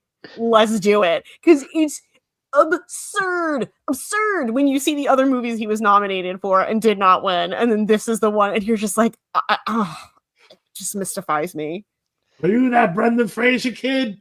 Or you're the other kid? Walk me around while I overact. Now, this one has a special place in my heart because, like I said, we were talking about this behind the scenes. This was Joe Pesci's year in a lot of ways. I feel like this was where he was really breaking out, and this was the first Lethal Weapon movie that I saw. So Really? so for me, this was my first. I didn't see the earlier ones until later on, and I loved it, and I thought it was great. And it's like, obviously, this is not something life-changing or altering, but it was just a fun summer movie, and I loved all the characters, and so This one catches, I think, a little unnecessary flack, but I get it. It's just because the bad guys in the previous movies were just so over the top, and this one's just kind of more like a self-contained, dirty cop story. But the motorcycle chase is awesome. It was the early '90s, so of course we had to have Boys to Men and an over exuberant black woman throwing herself in a casket. But I do love Roger Murtaugh's getting brodied with you catch them. This movie, and then Rene Russo fight. Other than the and I do have to admit that because of this movie, I did in fact try a dog biscuit. You did not. I don't regret it. It was awful, but I don't regret it. He needed to know. I needed to know. Also, too, I was a camp counselor, and my camp counselor colleague, she was very cute, and we were talking about Lethal Weapon, and she wanted to see if I could catch the dog biscuit, and I was like, I wasn't going to say no because I was a stupid boy. You've had a lot of interesting encounters with women over odd things. You just do what you got to do sometimes. All right. Next up, I couldn't leave this one off the list. No, Marvin would have killed me if I did. Yeah. This is such a surprisingly heartfelt adaptation. The first time that I saw this, I was kind of blown away at how touching it is. I watched it when my son was young at Christmas. I hadn't seen it before that, so actually I saw this many years after it was first released. This was another one that I somehow just hadn't seen for several years. This is one that actually brings some tears to your eyes, and I think that the performance of Michael Caine. I love Michael Caine in just about everything. There are very few movies Michael Caine has ever made that I didn't like. The only one that comes to mind actually is the original Italian Job, and that's not because of Michael Caine. I just didn't like the movie. In this, his Scrooge, I think, is the definitive Scrooge, and the framing device of Gonzo and Rizzo telling the story is just wonderful. I love all of this. So there we go. You guys have any thoughts on this one before I move on? Or No, I mean, it's just one of those ones where I feel like you just keep going. It's so good. Do you know what I mean? Do you know what I mean when I say that? That's what you say about it. Yep. Next one. This movie I love. I do love this movie. I have not seen this movie in many years, but it sticks with me. This was a Rob Reiner movie, which surprises me every time that I think about it. Stellar cast, acting the heck out of their roles. Has one of the best Jack Nicholson scenes I've ever seen in a movie ever. Has some of the best Tom Cruise work that I've ever seen. I'm not a really big Tom Cruise fan, but in this movie, everybody is great. There is not a bad cast member in this. You got Tom Cruise, you got Jack Nicholson, you got Demi Moore, you got Kevin Pollak, you got Kiefer Sutherland. It's just a stacked cast acting the heck out of a script. If you like military thrillers, courtroom dramas, this is a great movie to watch. And I would actually probably put it up against the Caine Mutiny, which, by the way, Kiefer Sutherland recently did a remake of the Caine Mutiny, and he was very good in that too. So if you're ever interested, Kevin Bacon. Watch this one. And finally, you guys all had to know what I was going to pick for my top one. And again, this isn't a ranked list, but I always try to save the best for last. Whitney There's Houston. No, Vanessa Williams. Sorry. There is no way this movie was not going to take my top spot for this year. This is the unofficial culmination of the Dollars trilogy. This was Clint Eastwood having his final say on the Western. It is a magnificent powerhouse movie. You've got Richard Harris, Morgan Freeman, Clint Eastwood. You've got Gene Hackman playing Little Bill. And him against Eastwood is just some of the best tension in a movie. When Little Bill goes out, has one of the best death scenes I think I've ever seen. One of the most iconic lines that always sticks with me from this movie is when the kid says, "Well, I guess we all have it," or I guess he had it coming, and Clint says, "We all have it coming, kid." Great stuff. Fantastic Western. If you have not seen this one, see it, but don't see it before you've seen the Dollars trilogy if you haven't seen it. And part of the conceit of this movie is that many of the characters in the Dollars trilogy, there were actors that were in each of those movies, but they were all playing different characters. Mhm. You know, it's like Clint Eastwood is, let's see, Blondie and God, I can't think of the other names that they used in this, but there's sort of a conceit that these are all in a narrative, even though that doesn't make sense with Lee Van Cleef. but we all consider them to be the same character, and Unforgiven sort of seems to imply that yes, that is the case, and we are now seeing the man with no name at the end of his career, when we now know his name, and what happened to him after the fact, and what regrets that he had after it. So, for me, it is the finish of the Dollars trilogy, making it a quadrilogy. Whether that makes narrative sense or not, I don't care. There's mine. So now we're moving on to Trish. Woo! Trish, take the wheel here. Can't come on. If you like horror, I feel like you have to see this movie. I haven't seen the remake of it. Don't. It's straight garbage. Is it? I mean, I knew it wasn't going to be. Garbage. Well, it's like a remake, but then also a sequel, kind of, right? Like it's a little bit of both. I feel like. I mean, I'm saying this having not seen it. Yes. The Tony Todd Candyman does exist, but that movie is so repugnant. It's not even worth discussing. Okay, well, this one, however, is not repugnant. You said Tony Todd, the horror icon and legend. This movie would not be the same without him. And what's her face? Is it Virginia Madsen? Is that her name?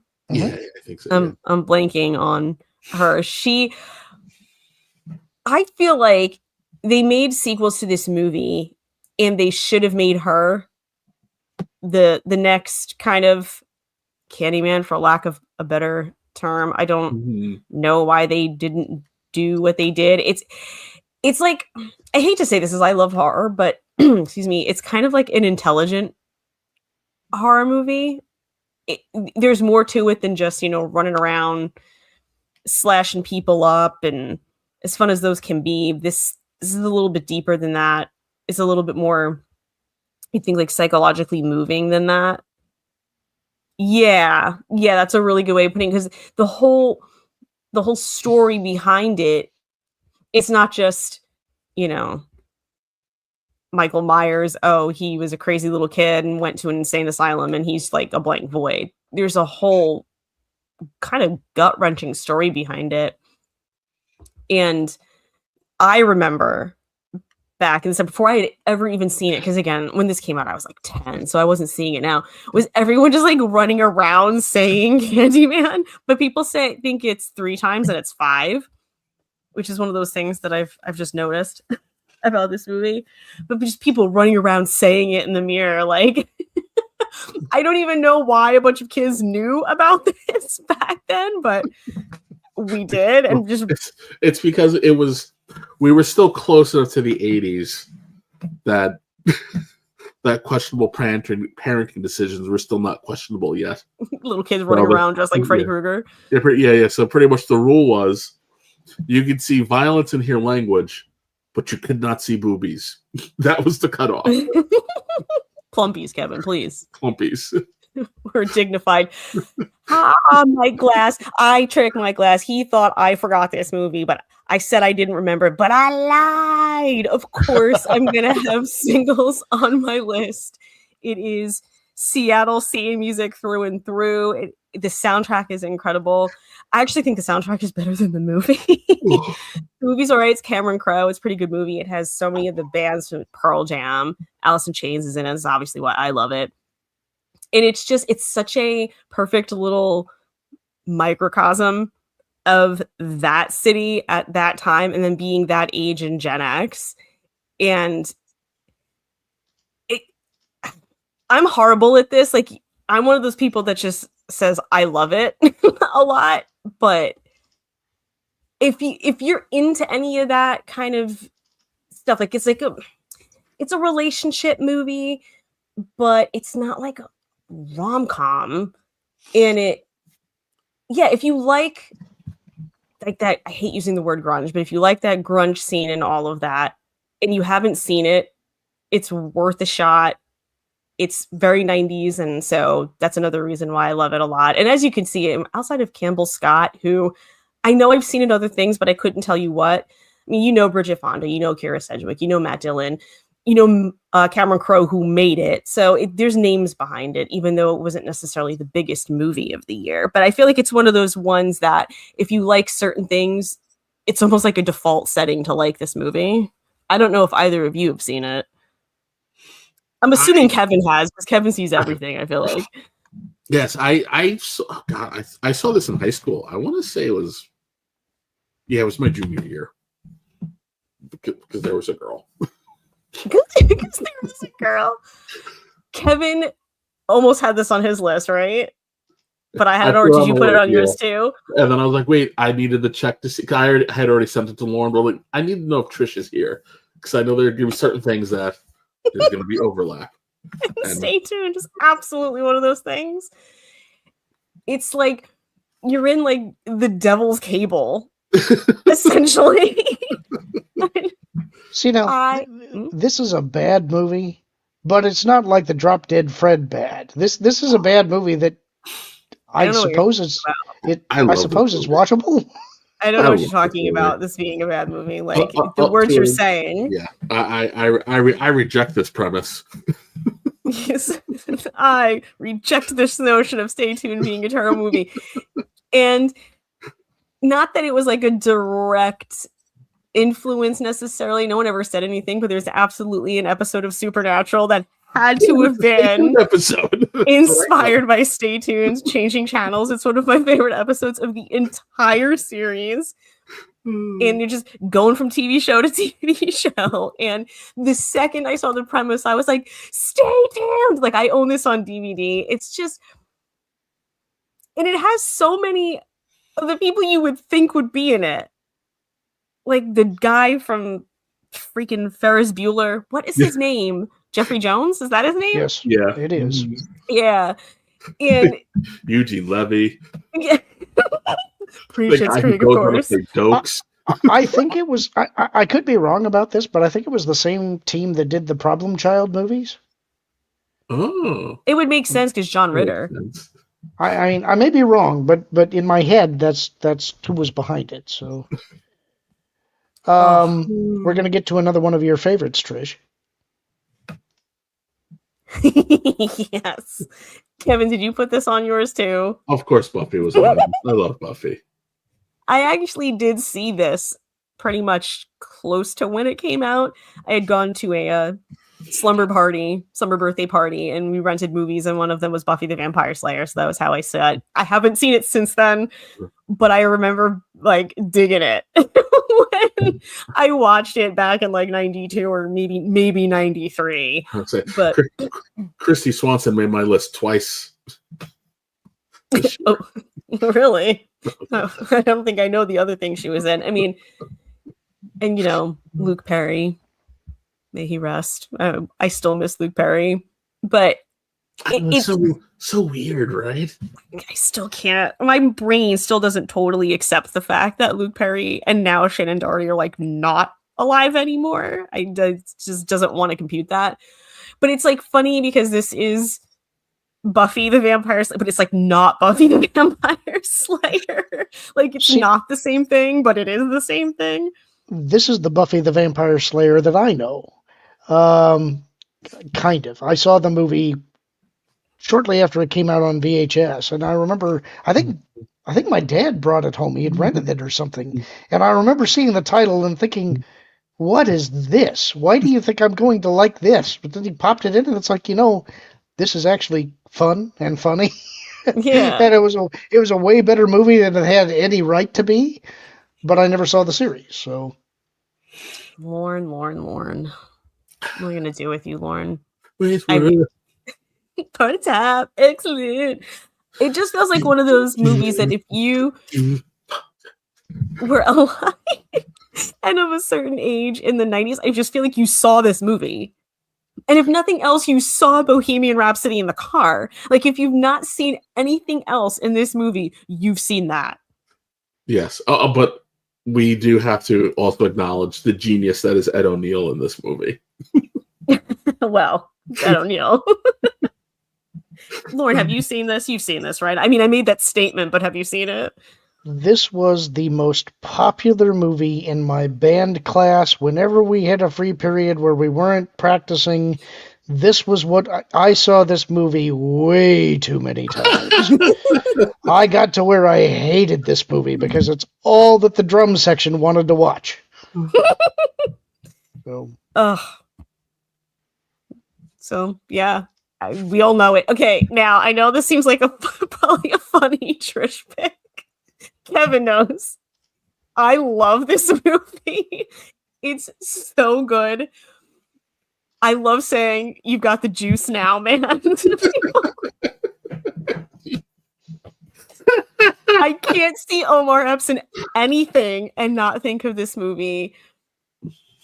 I don't even know how to...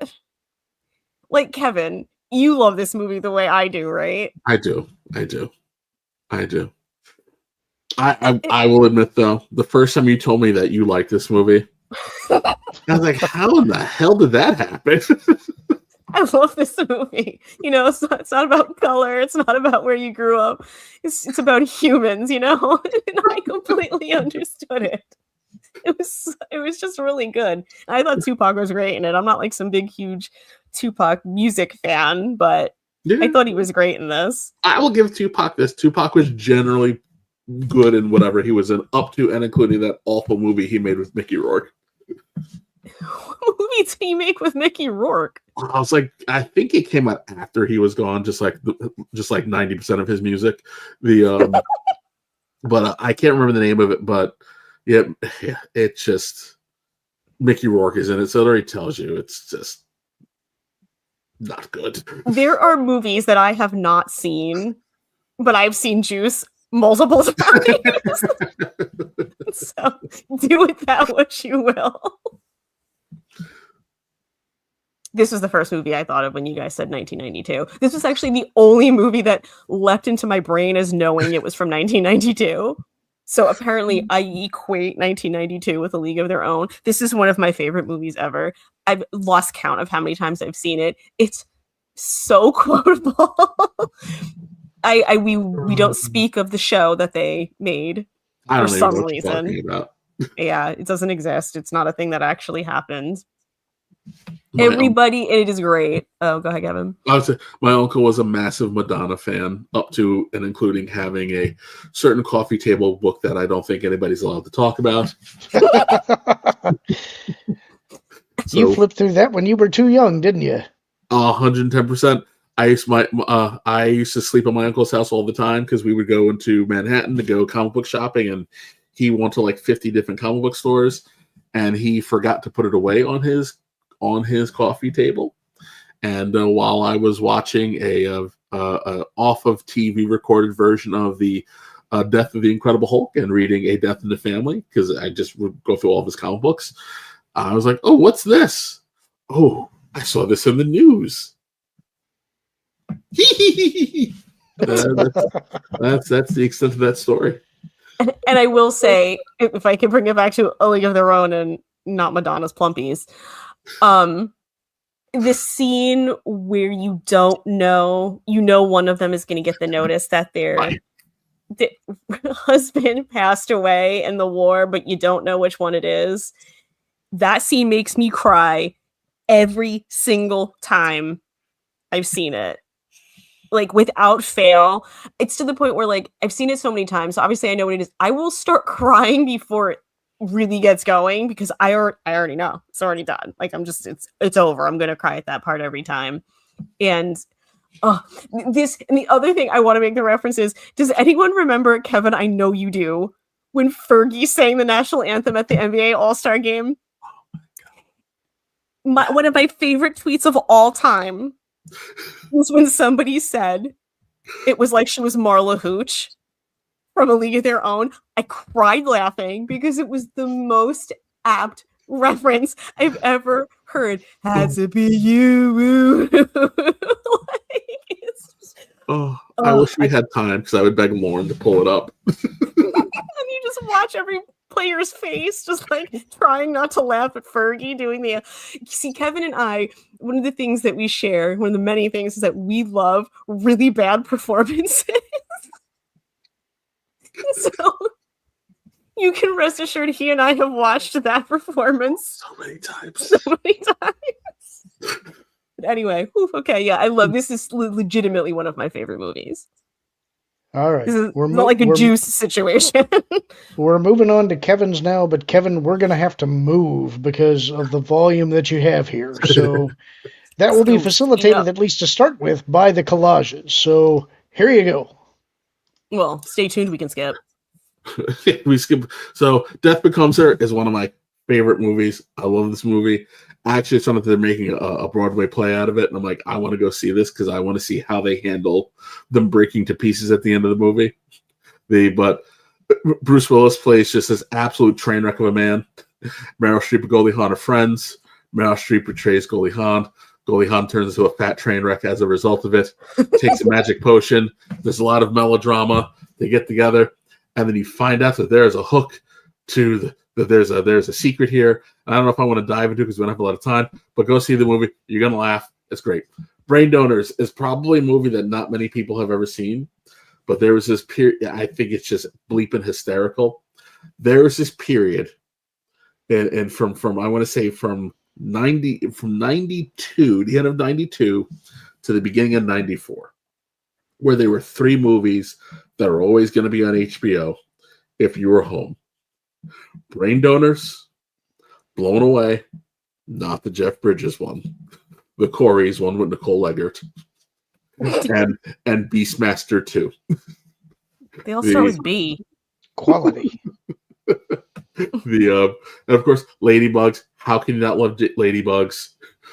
Rodney Dangerfield plays a freaking soccer coach. It's got one of the best scenes ever with him and Jonathan Brandis. He made Jonathan Brandis dress and drag to be a ringer for his ladies soccer team, and then they go. I don't even know if you could do that joke in a movie today. Probably not. And of course Jack A, because who doesn't love Jack A? Oh man, I haven't thought about her forever. Jack A, yeah, really, 227. Whatever happened to Jack A? Well, we can skip Candyman too. So let's see. Leprechaun. Who doesn't love this movie?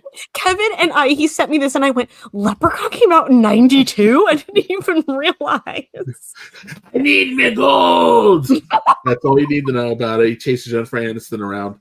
Dr. Giggles is straight doo-doo, but it had some of the greatest commercials ever. It terrified me as a kid. And then Hellraiser 3.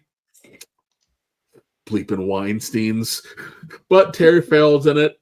And you get some of Pinhead's origin, and one of the Cenobites shoots CDs. Dr. Giggles is my go-to when I talk about Scream to somebody who doesn't really know about it, and I'm trying to convey the state of horror movies in the 90s. I say Dr. Giggles. So that says everything, I think. Yes, I'm so glad you have Army of Darkness on here because I had an absolute brain fart and forgot to put it on my list, and I was kicking myself. I did too. I meant to have it on there.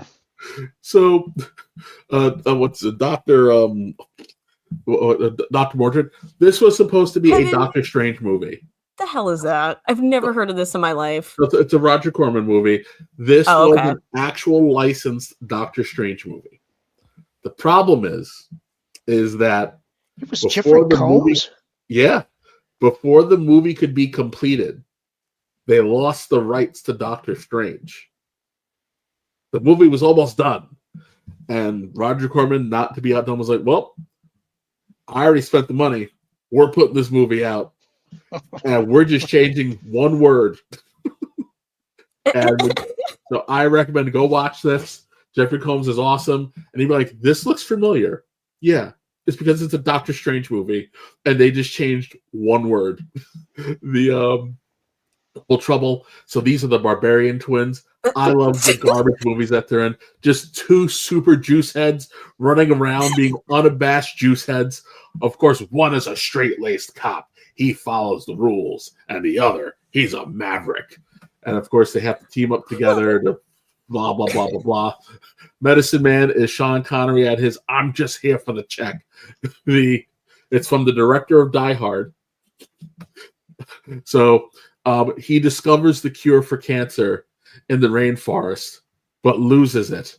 And while he's trying to rediscover it, evil corporations are tearing down the rainforest. I've discovered the cure for cancer, and you're burning it all down. And Sean Connery channels his inner Tarzan and rescues the civilization he left behind.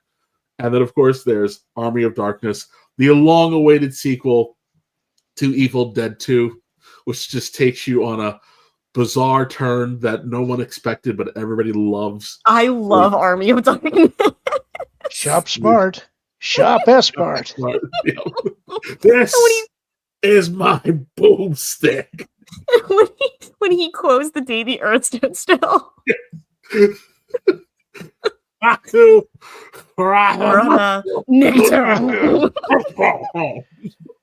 I love Bruce Campbell. You get real ugly.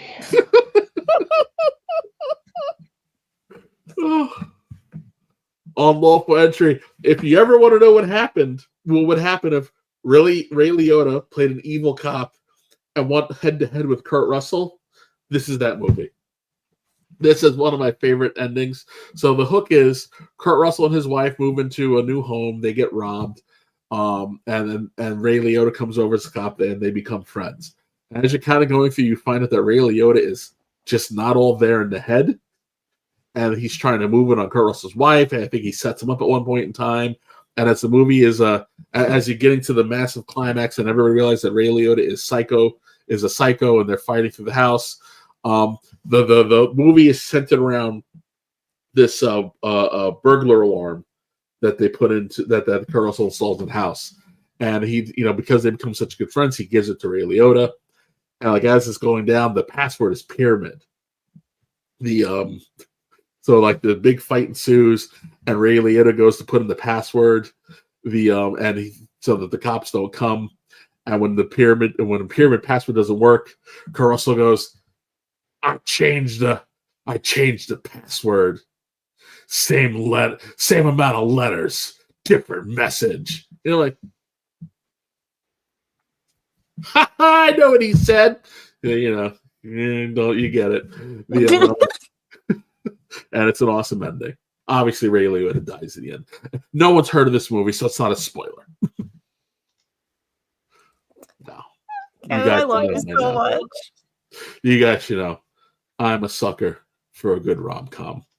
You've got an out on his luck former hockey player and an Olympian who can't find a partner. They're both looking for a second chance. But what they didn't know was they were going to get their first chance at love. I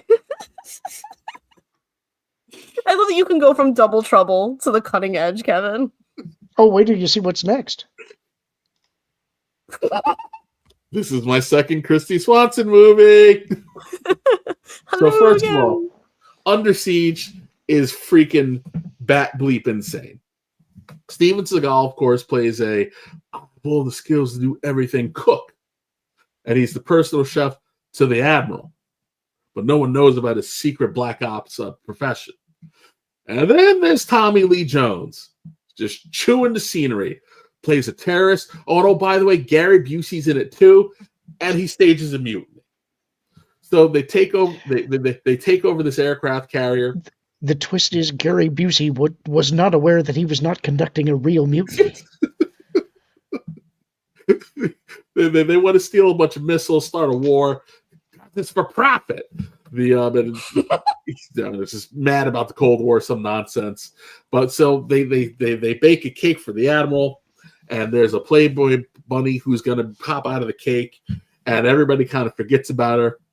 And then in the middle of the movie, after Steven Seagal beats a bunch of people, out pops Christy Swanson in all of her glory, and it was glorious. Her glory was glorious, wasn't Her it? glory was glorious. I think any young man who saw this movie knows exactly why Christy Swanson got 2 thumbs up in this movie. Crying Game. I saw this movie. I thought it was really boring. I may need to watch it again because I was probably too young. But it has one of the best endings of a movie that you could ever get, complete with the Boy George song, which then gives us the just makes the end of Ace Ventura that much more spectacular. If you don't know, she's got a penis.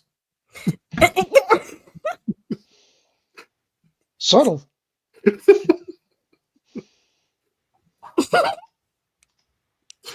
One of 2 Wesley Snipes movies that made my list, but I love this one because this is the movie that sets Wesley on his action hero, campaign, and it has one of my favorite lines from a movie ever. So Wesley Snipes plays an air marshal who doesn't want to be tasked with running this anti-terrorism division, and he gets thrown on this plane, the same plane where the American authorities they have arrested the world's most notorious hijacker, and they're sending him to Washington on a plane. So of course, obviously, this is going to go wrong. Hijackers break out, blah blah blah. Wesley Snipes beating everybody up, and as you get towards the end of the movie, they talk to each other on the phone. I can't remember the terrorist name, but Wesley Snipes goes, "I've got some advice for you." Yes, what would that be? Have you ever played roulette? I have. Well, always bet on black. Look at Kevin's face. Look at his face. I remember that. I bleeped and love it. It was in every trailer, and for the next 4 years, people would just go, "Always bet on black." Sleepwalkers. I love this Stephen King movie, and it was just written specifically for the movies. It's about these demon things that look like cats, and cat scratches kill them. And it has one of my favorite scenes in the movie. So there's this cop, and he's hanging with this cat named Clovis, and they come across a girl who's trying to be eaten by the sleepwalker. They suck your life energy out of you or some nonsense. And while he's playing with his cat Clovis, he's got the thing, and Clovis is beating up the thing, and the cop's like, "Get the bad guy! Get the bad guy! Get that bad mother effer!" I think it's just one of the funniest things I've ever seen. And then he kills the son, and then Mama Cat Monster thing goes on a rampage, and there's a cabin on fire. The girl escapes, and Clovis is like, "No, not today!" And he gets all these cats show up, and the cats are fighting the cat lady monster thing, and she's killing these cats, and they're not all killing her, and the Clovis comes in for the kill, and there's a weird energy explosion thing, and then the girl winds up adopting Clovis. Clovis was BA.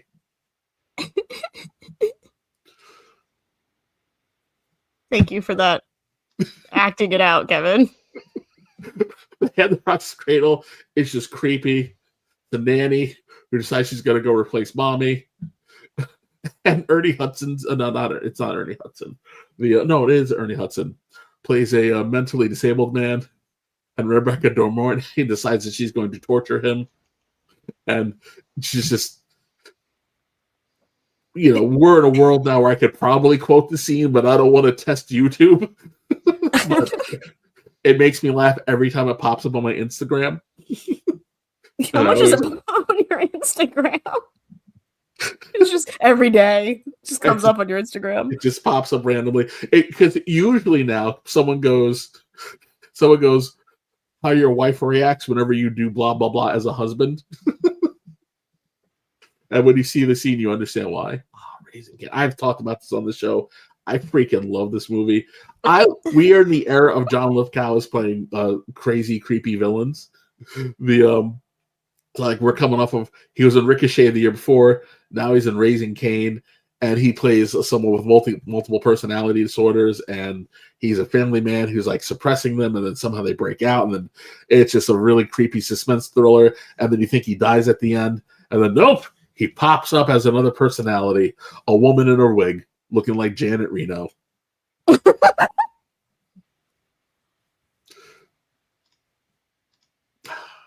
Alien 3 supposed to close out the trilogy. I still think they did Newton Hicks dirty, but pull it to the side. It's a pretty neat premise. Ripley crashes on a prison planet. No one gives a poop about him. The alien becomes a dog, so you get a lot of running around, moving really fast. She throws herself in the lava pit, and that's it. They ended it. Someone was like, and that's it.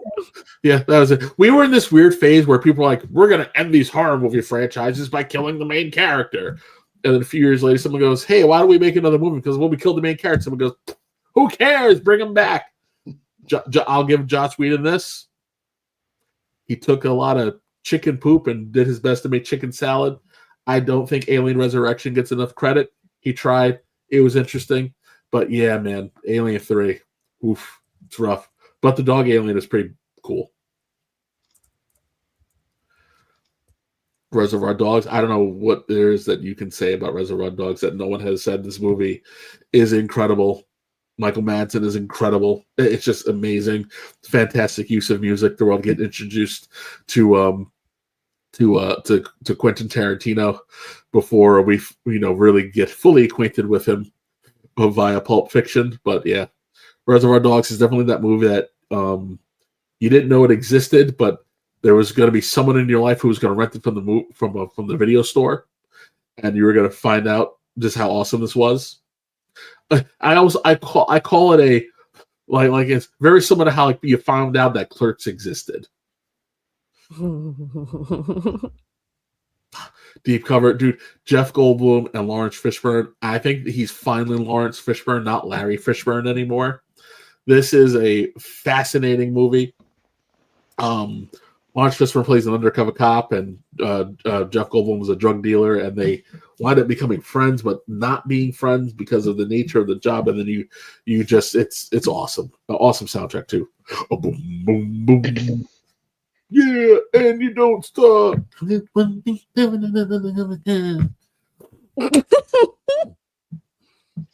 I don't know what that was, and I apologize on behalf of the show. Oh, you forgot White Man Can't Jump. Did I not get that to you? I think I got it too late. I'm sorry, man. Go ahead and talk about it. Oh no, White Man Can't Jump. Wesley Snipes and Woody Harrelson proving that they are a fantastic comedic duo. Rosie Perez is in there. It's just a defining comedy of the 90s, up to the point that meant it had to get a terrible remake that everybody just ignored, and rightfully so, because they should have ignored it. Sometimes you just don't need to remake a movie. And then you get a nice spiritual successor in Money Train a few years later. What about Keanu Reeves' horrible English accent in Dracula? I didn't put Dracula on because I was convinced you were going to have it on your list. I think we did the same thing. But yeah, no. First of all, I love 92 Dracula. Saw it in the theaters.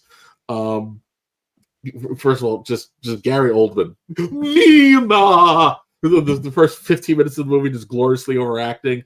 And then we get Keanu Reeves. I do say so. He was crawling on the walls. I love him so much. Monster. That was the movie where the accent was so bad. It's a Yes. Coppola movie, right? Yeah, and he was just like, but Keanu was so nice Just and so such a gentleman. I just let him go. He's trying so hard. He's like, you wanted to do it so badly, and he's such a nice guy. That was our list for the night, guys. We do have some super chats and actually some others that I starred just because it's clear to see where everybody's mind was tonight. But we'll start with this. Chef Eddie for 5. Trish's list was so unique and insightful, a wealth of depth and cultural relevancy. It truly encapsulates everything about 1992. You're gonna make Lorn burst a blood vessel in one eye. Ruby Hoove gifted 1 WDW Pro membership. Thank you, Ruby Hoove. We do Goodbye. appreciate it. Ruby Hoove Day. JJ Gosling for 5 British pounds sterling. Erica Eleniak popped out of the cake, Kevin, not Swanson. Oh wait, that's Erica. I couldn't remember. Chef Eddie, that was Erica Eleniak, not Chrissy Swanson. Michael Cooley, 66, it was Erica Eleniak. Hey guys, was it Erica Elenia? LK 8181. Shh, don't spoil Kevin's rant. Which one? Michael Cooley, 66, it was Erica, and they were fabulous. Cape Canaveral, 81, that was very confusing. I figured everyone knew it was Erica. Oh. Extreme Meme Supreme. Lauren Connor, did you see the chat? It was Christy Swanson in Under Siege, in case you want to deflate Kevin. No, there's- Myself. I know. I'm just letting him go. I'll tell him at the end. I mean, And I haven't finally- seen the movie, so... Oh, you're missing out on a classic. Hal Jordan for 5. Kevin was confused about Under Siege. Erica Eleniak was the Playboy bunny who popped out of the cake, not Christy Swanson. Okay, do they look a lot alike or something? Who could tell? We weren't paying Oh attention my to the God. face. Yes, at the time they both have very similar haircuts. Sorry, that was such a hetero woman question of me. I apologize. Which, do you not understand how this works? It's like we are hypnotized when those come out. It's You like do realize that outside of the, like, I don't know, minute and a half that her plumpies were around, she was in the rest of the movie, was she not? Like, did you not look at her face at any point in the rest of the movie? Oh yeah, she shoots an Uzi and wears a costume, but no, it doesn't matter. It all all where I melts said the- away. Did you hear the part where I said we're hypnotized? There's a little bit of brain fogging that goes on as well. We forget everything for like 10 minutes before and after. It's true. Phil Dunphy explains this magically in Modern Family. I love Phil, my favorite character in that show. Jason Webster, 9300 for 5 Australian. Fun fact. British actor Robert Pattinson is an actual descendant of the real Vlad Dracula, 1431 to 76. Edward Cullen. We know he's a vampire. So anyway, That's killer, Bella. that's just eyes up here. They were both blonde. Trish, we saw plumpies. We didn't care. Plumpies! Oh my God, can we please make plumpies happen? That's a shirt. That is So anyway, that is our show for tonight, guys. Glad you enjoyed that little segment there. Hope you guys will join us on Friday night show. I'm sure there's going to be a lot more news coming out this week. It's nonstop these days, so I'm sure we'll have an awful lot to comment about. Trish, do you have anything to plug for the next week? Oh, well, we've got the M forecast on Thursday. I don't know why my brain keeps thinking today is Wednesday. I was almost going to say tomorrow. On Thursdays, 8 Eastern, we've got the Lost Guys, me, Martin Stone, Nolan Thunder, Hangry Table. We talk about Lost, all sorts of stuff. It's food, movies, TV, music, tchotchkes, just everything. Everything under the sun. It's a T3. No, it's that Park Place member exclusive, and then it eventually goes to T3PO for free at some point down the line. And this last one we did, it's gonna sound not so Lost, but if you have the ability to listen to the episode, I explain it rather well. We do MTV. But the MTV that we know is MTV and not, ridiculousness for 24 hours a day. Anyway, yeah. It's all Kevin, good. what you got coming up on the House of Apollo? Star Trek, Starfleet Academy decided that we were going to sacrifice the Klingons to woke nonsense, and I do have some thoughts. Well, if nothing else, they're giving you lots of material to work with. No, it's oh, and this week I just watched the trailer. Alex Kurtzman is going to try to bastardize Benjamin Sisko. He's very lucky I'm going to be going to the Philippines because I would probably be on a watch list if I. When are you taking off, by the way? I leave Thursday, and so I don't know how bad the time travel is going to be. This Thursday? This coming Thursday. So day after tomorrow, Thursday? Yeah. 4:30 in the morning for a 6:50 flight, and then I land at like 10:50 p.m. over there. Ooh. So, but I get a nice layover in Japan, so I'm gonna explore that Japanese airport while I'm hanging out for 4.5 hours. How long are you going? Till Monday? No, till Tuesday. And then I fly back on Tuesday. I feel like it's a lot of travel for a few days. Like, it doesn't seem like that's going to be easy on you doing all of that travel so close together. Oh, it's going to be horrible because I'm home for a day and then I go back out to the lodge. So I'm hoping that I'm just going to be like, guys, I'm checking in. Please don't talk to me until Sunday, and then hopefully by Monday I can function as a human. But yeah, I'm going to try to do the show, but our nighttime, your nighttime, will be my morning. Don't push it. You're going to be pretty. We will soldier on without you if that's what we need to do. And be safe. Have safe travels. I didn't realize you were taking off that soon. So be safe, and we'll figure out what to do when you get back. I'll check in though. If I'm functioning as a human, I will check in. All right, we'll look for you then. Folks, that is our show tonight. Glad that you all joined us. Hope to see you all again on Friday. And until then, everybody take care. Lorn and Apollo!